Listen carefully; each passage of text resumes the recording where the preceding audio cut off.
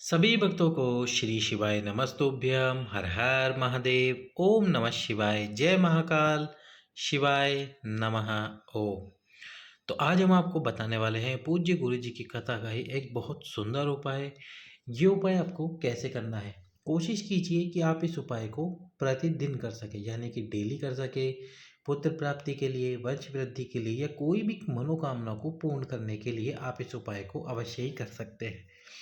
पर यदि आप प्रतिदिन ना जा सके शिव मंदिर तो फिर आप सोमवार जो हर महीने आता है उसमें करें, जो प्रदोष आती है हर महीने उस प्रदोष पे करें, जो शिवरात्रि आती है हर महीने उस शिवरात्रि पे करें, और जो अमावस्या आती है और उसके साथ ही जो पूर्णिमा आती है, इन विशेष दिन पर इस बेलपत्र वाले उपाय को ज़रूर से ज़रूर करें, ताकि आपकी जो कामना है पुत्र प्राप्ति वंश वृद्धि की वो पूर्ण हो जाए। तो कैसे करना है आपको ये उपाय? सबसे पहले तो भगवान शंकर के मंदिर में एक कलश जल और उसके साथ ही आपको लेकर जाना है एक बेलपत्र। अब ये जो बेलपत्र है, इस बेलपत्र की आपको बीच वाली पूरी पत्ती पर आपको लगा देना है पीला चंदन, और इसके साथ ही जो नीचे की दोनों पत्तियां हैं इन दोनों पत्तियों पर आपको लगा देना है लाल चंदन। नीचे की दोनों पत्तियों पर लाल चंदन लगा दीजिए। जब आप लाल चंदन लगा दें, इसके बाद आपको 3 अक्षत लेने हैं। क्या लेने हैं? अक्षत यानी कि चावल के दाने, चावल के दाने लेने हैं। अब आपको पहला अक्षत इसी बेलपत्र के बीच वाले पत्ते पर रखना है, तुमरुकेश्वर महादेव के नाम से। दूसरा अक्षत इसी पहले अक्षत के पास में रखना है, तुमरुकेश्वर महादेव के नाम से। और तीसरा अक्षत भी इसी पहले वाले बेलपत्र पर रखना है, तुमरुकेश्वर महादेव के नाम से। जब आप तुमरुकेश्वर महादेव का नाम लेके तीनों अक्षत रख ले बेलपत्र के ऊपर, तो सबसे पहले तो जो भगवान शंकर का मंदिर है उसमें जाइए।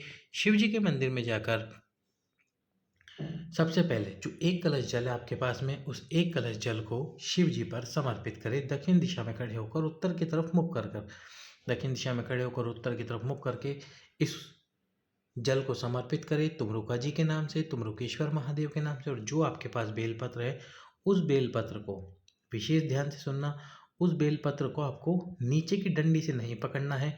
जो तीनों पत्तियों और 2 पत्ती और बीच वाली पत्ती, तीनों पत्तियों का जो मिलन स्थान है वहाँ से आपको पकड़ना है। उस बेलपत्र को पकड़कर आपकी कामना शिव जी को बोलिए कि हे भोलेनाथ, मुझे पुत्र प्राप्ति कराइए, संतान प्राप्ति कराइए। यदि इच्छा आपकी लड़की की है, यानी कि पुत्री प्राप्ति की है, तो आप उस इच्छा को भी बोलिए। और फिर इस बेलपत्र को दक्षिण दिशा से ही खड़े होकर उत्तर की तरफ मुख कर शिव जी के ऊपर समर्पित कर दीजिए। जब शिव जी पे समर्पित करोगे तो इसकी डंडी आपके विपरीत में हो, इस बात का विशेष ध्यान रखना। तो इस प्रकार से आपको ये बेलपत्र समर्पित करना है। पहले जल समर्पित करो, फिर बेलपत्र समर्पित करो। बेलपत्र समर्पित करके बाबा से प्रार्थना करो और इस बेलपत्र को कोशिश करो प्रतिदिन समर्पित करने की। कोशिश कीजिए प्रतिदिन समर्पित करने की, और प्रतिदिन समर्पित करते कीजिए। और प्रतिदिन ना कर सके तो फिर आप इस बेलपत्र को सोमवार के सोमवार, प्रदोष और शिवरात्रि पे, अमावस्या और पूर्णिमा पे समर्पित करें। यदि कर सके तो जो एकादशी आती है, महीने की 2 एकादशी आती है, उन एकादशियों को भी ये बेलपत्र जरूर से जरूर समर्पित करें। बाबा आपकी कामना शीघ्र अतिशीघ्र पूर्ण करेंगे। दूसरा उपाय हमारा इसी वीडियो का, पर उससे पहले वीडियो को लाइक करके, चैनल को सब्सक्राइब करके वीडियो को शेयर कर दीजिए अधिक से अधिक लोगों के पास। दूसरा जो उपाय है, यदि आपने डॉक्टर को दिखाया और डॉक्टर ने बताया कि आपके बच्चेदानी में कोई समस्या है और डॉक्टर ने ऑपरेशन का बोल दिया है, तो आप ऑपरेशन कराइए, पर उससे पहले एक छोटा सा उपाय कर लीजिए। डॉक्टर ने यदि 10 से 15 दिन का समय दिया है तो आप एक काम कीजिए। कोई भी समस्या यदि बच्चेदानी में आपके बता दी गई है तो फिर आप एक छोटा सा उपाय कीजिए। सबसे पहले क्या करना है, शिव भगवान शंकर के मंदिर में जाकर शिव जी पे जल समर्पित कर देना है। शिव जी पे जल समर्पित करो। अब जल समर्पित करने के बाद में जो जल शिवलिंग से नीचे गिरेगा उसको किसी पात्र में झेल लीजिए। किसी भी पात्र में झेल कर उस पात्र को अपने साथ लेकर आइए और भगवान शंकर की चौखट पर, कहाँ पर? चौखट पर आपको बैठना है आसन लगाकर। चौखट पर आसन लगाकर बैठ जाइए। और जब वो जो जल है जो शिवलिंग से नीचे गिरा है, उस शिवलिंग वाले जल को अपने हाथ में लीजिए। ये जो आपका हाथ है, इस हाथ के अंदर उस जल को लीजिए। जल को डालकर भगवान शंकर के जो गण हैं मणिभद्र, उन मणिभद्र का नाम लीजिए। मणिभद्र का नाम लेकर पंचाक्षर मंत्र या फिर श्री शिवाय नमस्तुभ्यम, जो कि शिव महापुराण का मूल मंत्र है, 5 बार बोलिए। जल्दी जल्दी बोलिए। यदि धीरे धीरे बोलोगे तो जल इसमें से हाथ में से नीचे गिर जाएगा। उस जल को पी लीजिए। शिव जी की चौखट पर बैठकर मणिभद्र और श्री शिवाय नमस्तुभ्यम का मंत्र बोलकर इस जल को पी लीजिए। आपके बच्चेदानी की जो गांठ है या कोई भी समस्या डॉक्टर ने बता दी होगी वह समाप्त हो जाएगी और जो आपका ऑपरेशन है वह भी टल जाएगा। बाबा से प्रार्थना करना और इसके साथ ही एक बेलपत्र समर्पित करना शिव जी पे। उस बेलपत्र को भी यहाँ शिव जी की चौखट पर बैठकर जब ये जल पी लो, मणिभद्र का नाम लेकर श्री शिवाय नमस्तुभ्यम मंत्र बोलकर खा लेना, आपकी समस्या धीरे धीरे समाप्त हो जाएगी।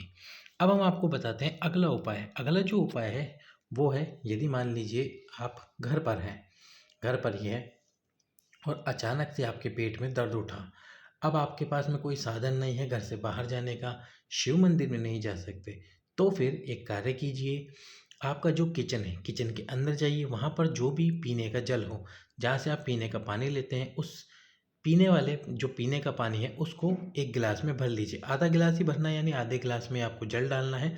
गिलास पूरा हो उसमें आधा ही जल डालना। जब जल डालो तो फिर आपको कुंदकेश्वर महादेव का नाम लेना है। फिर उसके बाद में आपको क्या करना है, कुंदकेश्वर महादेव का नाम लेना है और जो जल है उस जल को 7 बार देखना है। कितनी बार देखना है? 7 बार देखना है।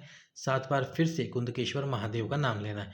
पहले तो जल जब आप पात्र में डालोगे तब कुंदकेश्वर महादेव का नाम लेना एक बार, फिर उस जल को 7 बार देखना है और 7 बार कुंदकेश्वर महादेव का नाम लेकर जल को पी लेना है। जो आपका पेट दुख रहा होगा, बहुत ही ज़ोर से दुख रहा होगा, वह धीरे धीरे, जो पेट का दर्द है वह धीरे धीरे समाप्त हो जाएगा।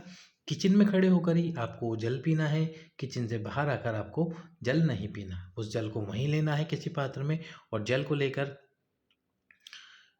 कुंदकेश्वर महादेव का नाम लेकर उस जल को पी लीजिए। अब हम आपको बताने वाले अंतिम उपाय हमारे इस वीडियो का। यदि वीडियो अभी तक लाइक नहीं किया है तो वीडियो लाइक करके चैनल को सब्सक्राइब कर दीजिए। धतूरे के पुष्प वाला उपाय। धतूरे का जो पुष्प है, आपकी कोई भी कामना हो, कैसी भी कामना हो, उस कामना को पूर्ण करने के लिए धतूरे के पुष्प वाला आपको ये उपाय अवश्य ही करना चाहिए। धतूरे के 2 पुष्प लीजिए। 2 पुष्प लेकर धतूरे के सबसे पहला पुष्प आपको समर्पित करना है माता अशोक सुंदरी के स्थान पर। इस प्रकार से दक्षिण दिशा में खड़े होकर फूल इस प्रकार से ही चढ़ाना है आपको। समर्पित कीजिए पुष्प को और जब आप पुष्प समर्पित कर रहे हो तो पुष्प को समर्पित करते समय फूल वाला भाग शिव जी की तरफ रखें और जो डंडी वाला भाग है वो शिव जी के चरण की तरफ रखें। दूसरा पुष्प आपको समर्पित करना है और दूसरा पुष्प कहाँ समर्पित करना है?